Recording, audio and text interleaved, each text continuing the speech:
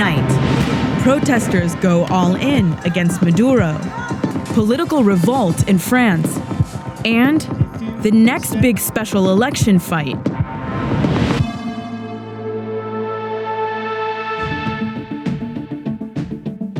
The Treasury Department blacklisted 271 employees of a Syrian government agency that develops non-conventional weapons. It's the latest response to the chemical weapons attack earlier this month that prompted U.S. missile strikes on a Syrian airbase. The United States is sending a strong message with this action that we will not tolerate the use of chemical weapons, and we intend to hold the Assad regime accountable for its unacceptable behavior.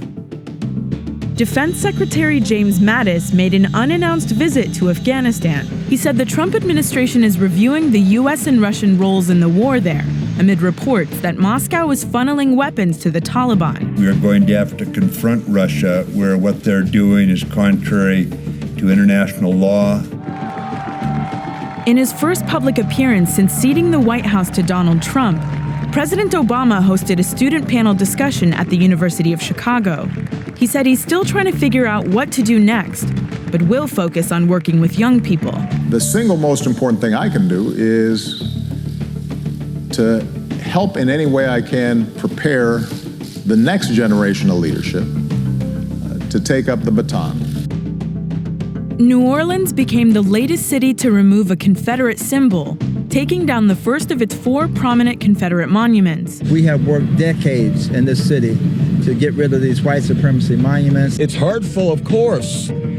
It's an insult to my ancestors. Workers wore masks and bulletproof vests as they dismantled the pillar early this morning, after city officials received death threats from residents opposed to the removal.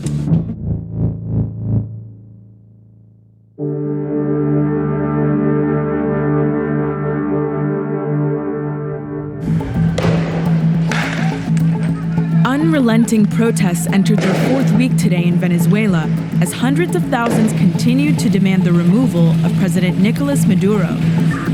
According to the Venezuelan NGO Foro Penal, 1,426 people have been arrested since April 4th, and 636 have yet to resurface. And the death toll is rising. 21 people have been killed, some by armed gangs of pro-government paramilitaries. Over the weekend, Maduro did his best not to appear embattled. Venezuela se está imponiendo la paz. Quien quiera venir a verla, que venga. Venezuela hay paz. Paz y seguirá la paz. But all across the country, opposition to Maduro is reaching critical mass. And it's not just young people, but entire families risking their lives to defy a president they see as a dictator. David Noriega is in Caracas.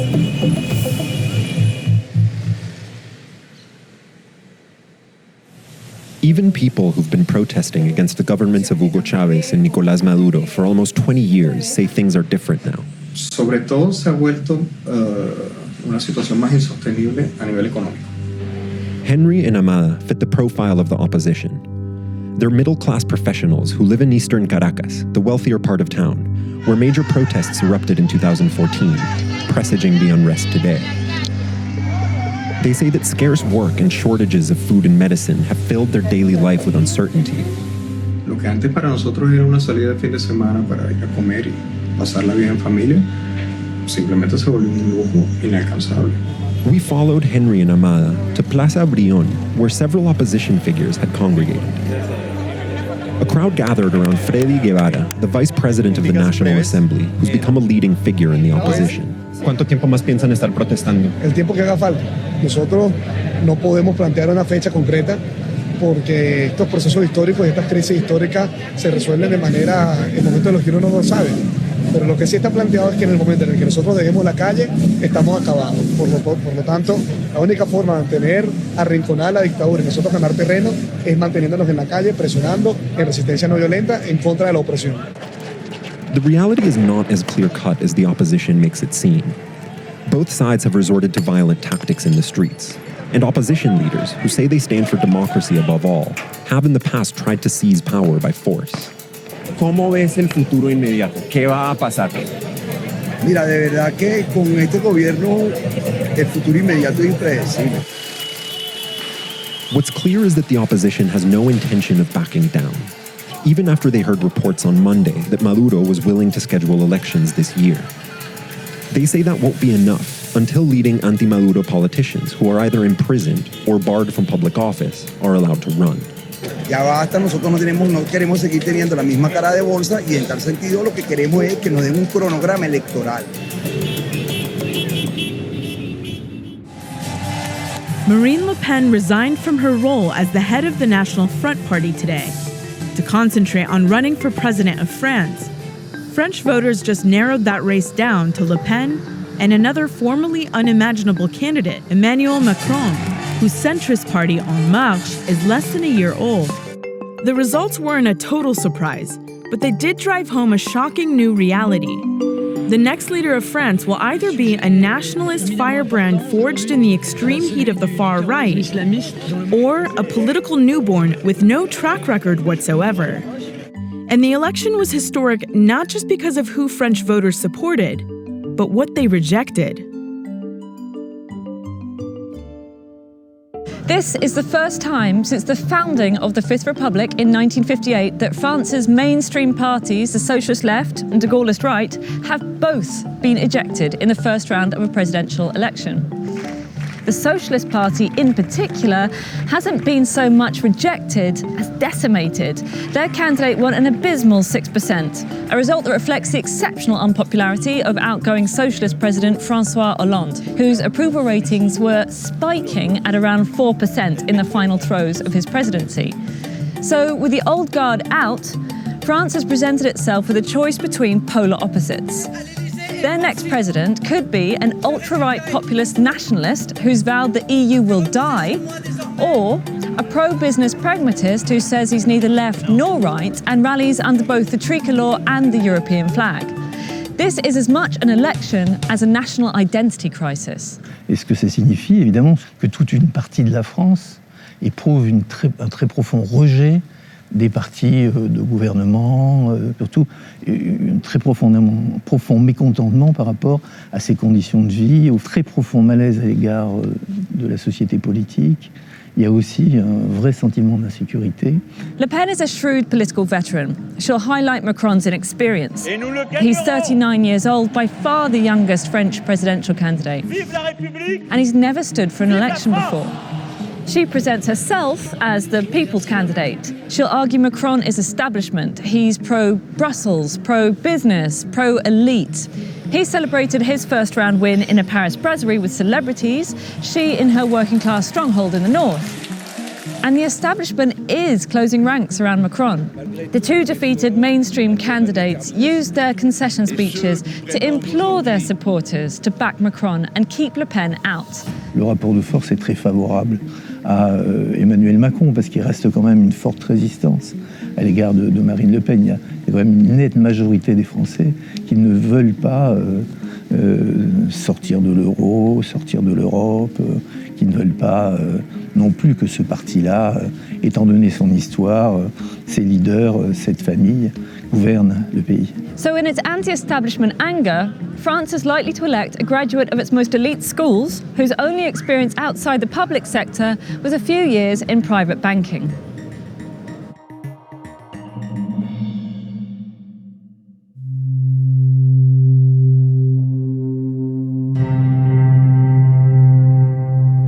The state of Arkansas plans to execute 2 men by lethal injection this evening. They're part of a series of 8 executions that the state had scheduled over an 11-day period. 4 have been blocked so far, and 1 inmate was put to death last week. The reason for the rush?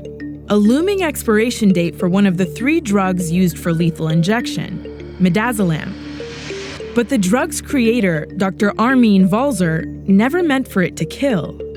I was successful in making midazolam in 1974. It is a sedative similar to Valium.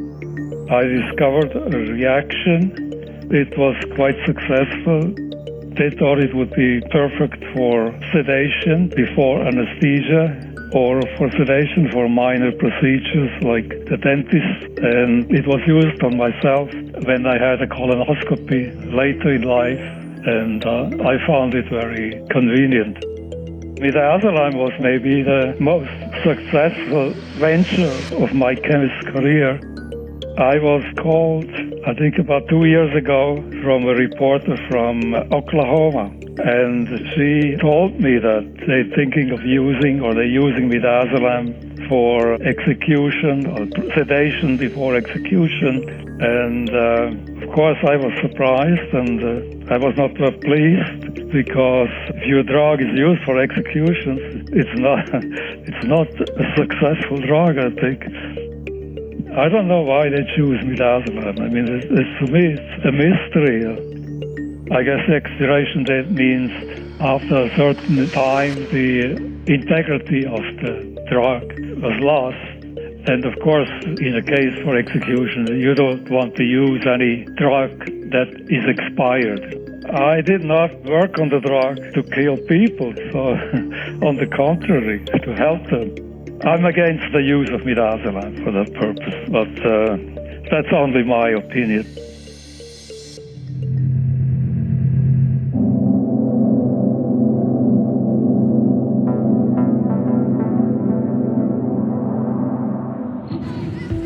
Tens of thousands of people gathered in more than 600 cities around the world this weekend for the March for Science. The mass protest was a response to the Trump administration's effort to suppress and discredit research on everything from climate change to vaccines, and to brand scientists as political partisans. And now, one new organization is seizing on that notion by training scientists how to run for office. Last week, around 100 scientists attended a conference in Washington, D.C. held by 314 Action, a grassroots activist organization named after the mathematical constant pi that's trying to get scientists elected to public office. Who here in the room has a science background? You better use data, is my advice. If you have a scientific background, you know how to use data better than your opponents, play to your advantages. The goal of the conference is simple: teach researchers how to run a campaign and appeal to voters. There's no one right way to do this, but I do think that there is a little bit of a secret sauce. Men do this all the time. You can explain to me why, I don't understand. But they'll stand like this, and then what? Push-ups. The entire time they're talking. Why do you guys do that? I've already been told, cut my hair, grow it longer. Wear heels, don't wear heels. Wear dresses, don't wear dresses. Are there any data points, statistics that just show overall this is what works best? It's important to know that you look different on camera than you do in person. Do you think that having a science background makes you qualified to be a politician? Yes, very simply. Fundamentally, the training is taking large amounts of information, distilling it down to manageable portions and relevant portions, and conveying that back, right? And so I can't think of a better skill in making policy. Historically, American scientists have stayed away from politics, and that's still true today. Out of 537 congresspeople, only 3 have PhDs in STEM fields. But the election of President Trump has prompted many researchers to rethink the trope of the apolitical scientist. This trend isn't exactly bipartisan. Out of the 5,000 scientists and researchers who responded to 314 Action's call, none were Republican. Does your presence here today, does that have to do with the Trump administration? Yeah, I don't think I would be running right now. We have the anti-science nature of the current administration, to me, is appalling. The view that the current administration has taken on science and the attack that the current administration has taken on science, I just feel it's really important right now to stand up and do this. Running for office is a lot easier than getting your PhD, so I think a lot of you are going to be just fine. Shaughnessy Naughton is the founder of 314 Action. How did this event come about? Well, I ran for Congress myself. I lost, okay. But I learned a lot. So The reason why I founded this organization was to give them a peek behind the curtain. I think traditionally scientists have looked at science as being above politics and politics being dirty. But what politicians have shown us is that they are unashamed to meddle in science. And the way we push back against that is to get involved in the electoral process and to claim a seat at the table. Getting scientists into politics isn't without controversy. Gretchen Goldman is the research director for the Union of Concerned Scientists, a nonprofit organization that has been actively trying to get scientists engaged in policy discussions for years now. Why do you think scientists have been reluctant to enter politics? Scientists want to believe that facts will speak for themselves. They want to believe that the facts will make fact-based decisions because we have the science. But of course, we know we all live in a world where that's not the case. I've been amazed to see how many scientists have raised their hand and said, I'm willing to look into this, I'm thinking about running for office, and I'm gonna do it. I've been joking that I feel like President Trump is the gateway drug for scientists engaging in policy. It's really just changed the situation.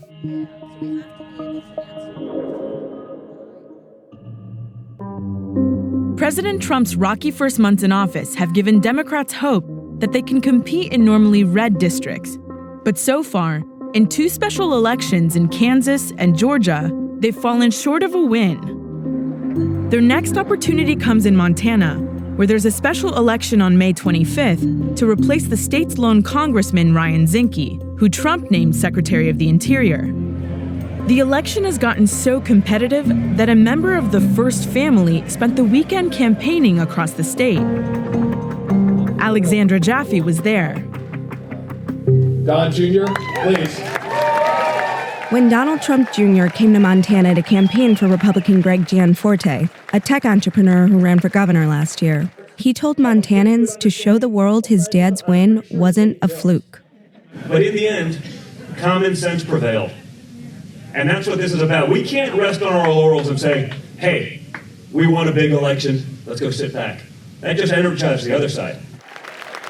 Though President Trump may be unpopular nationwide, in Montana, Republicans believe he's an asset. He won the state by 20 points last November. That's why Gianforte was reluctant to name a way he would stand up to the president. So there's nothing at this point, though, that you see that you would break with President Trump on or that you oppose? Oh, I mean, there's a lot of things I agree on. We are a natural resource development state. I agree with some of the steps he's taken to start to rein in the size of government. His appointments have been tremendous. I fully support those, particularly the Supreme Court and our own Ryan Zinke now being part of the Secretary of Interior. He did cut some funding for Superfund cleanup sites. That's something that I would push for. This is another special election that shouldn't be competitive. But it's different from Kansas and Georgia. Montana's a big state with a relatively small population, just a little more than 1 million people. All that space gives Montanans an independent streak. While Trump demolished Hillary Clinton in 2016, Montana re-elected a Democratic governor and has had at least one Democratic senator since the 1980s. Because Trump's generally pretty popular here, Rob Quist, the Democrat in the race, does not want to make this a referendum on the president. So how much of Donald Trump's struggles in Washington, though, have given you a little bit of an opening in this race? I'm really not concerned with Donald Trump. To me, I'm really concerned about the issues facing the state of Montana. And Quist is the perfect candidate to make the case he's focused on Montana. But if you stand with me, and I will stand up for you. You are not alone, and I want you to know this world wouldn't be the same without you. We can never. Rob Quist is basically a rock star in Montana. He was part of a legendary Montana folk band and sings on the stump. He also recites poetry about Montana. Her wild and natural beauty, it will take away your breath. Oh, but just take her for granted. It could easily mean your death. Quist is banking on the same populist pitch that helped Bernie Sanders win the Democratic primary here. I really feel like the special interests have controlled, not only Congress for too long, but now it's starting to leak into the political landscape of Montana as well. Instead of draining the swamp, I think they're bringing the swamp to Montana. But it's a purple state, so he can't veer so far to the left that he alienates independents. Bernie Sanders is coming to campaign with you. Do you consider yourself a progressive? Well, I really admire Bernie Sanders for the fact that he's a man of the people. But, Montanans are smart. They know me. I've been out, playing music and telling their stories and standing up for them all my life. And so I think they're going to stand behind me on this. Even with Bernie Sanders and Don Jr. getting involved in the race, it's still coming down to local issues. It's time to fight back. Some folks just don't get it. The candidates are battling over gun control and land rights. That means Democrats can't really spin a closer than expected loss as a win here, like they have in Kansas and Georgia. But if you stand with me, and I will stand up for you.